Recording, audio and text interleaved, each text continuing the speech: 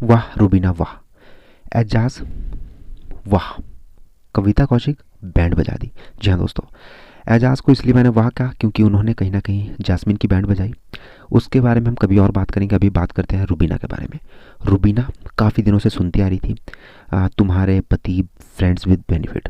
रुबीना ने कुछ खास रिएक्ट नहीं किया।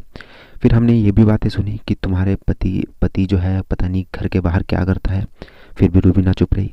जब वो डिवोर्स वाली बात आई, वो भी उन्होंने कहा, तो कविता ने उसके बारे में भी हर कुछ कहा। तो चलिए, तब भी वो कहीं ना कहीं सुन ही रहे थे कि चलिए पब्लिकली बात हो गई है तो ये लोग जिनमें दिमाग नहीं वो तो ये बार बात करते ही रहेंगे। लेकिन हद तब हो गई जब आप दोबारा से आ रही हो और आप कह रही हो कि तुम्हें नहीं पता कि तुम्हारे पति कितनी की नीच हरकतें कैसी हैं घर के बाहर। ये बातें आप कह रही हो।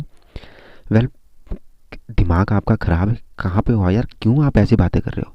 लेकिन अब एक समय आता है ना कि अब आपके अंदर वो सहनशीलता नहीं बचती और आपको रिप्लाई करना ही पड़ता है अपनी पर्सनैलिटी के लिए, अपने को दिखाने के लिए कि आप भी रिप्लाई कर सकते हैं। और रुबीना आज जो फटी है, उन्होंने धमाल कर दिया। उन्होंने कविता कौशिक को भीगी बिल्ली बना दिया और भागने पे मजबूर कर दिया, और वो देख के मज़ा आ गया। और वो सुबह से ही ड्रामा बना रही थी कि मुझे अभिनव पोक करेगा पोक करेगा। अभिनव ने पोक नहीं किया, लेकिन जब इतना कुछ हो गया ना तब उन्हें पता चल गया कि मुझे कुछ करना पड़ेगा, और वो फट गई।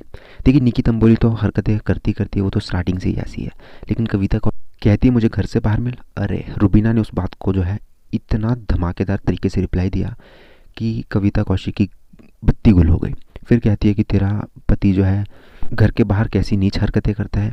वेल, उसके बाद जो उसने गुस्सा, मुझे लगता है उस बात का बहुत ज़्यादा गुस्सा रुबीना को आया, और उसके बाद रुबीना ऐसी भड़की, कविता पे ऐसी भड़की कि कविता को जो है घर छोड़ने पे मजबूर कर दिया। लेकिन जब वो घर से चली भी गई तब भी कविता कम से कम तब भी रुबीना जो है 3 से 4 मिनट तक चीखती रही। वेल, गुस्सा जायज़ था क्योंकि इतने दिनों का मन के अंदर भरा हुआ था, और जब ये गुस्सा कविता पे निकला तो पता चल गया कौन है शेर और कौन है गीदड़, कौन कैसे भागता है।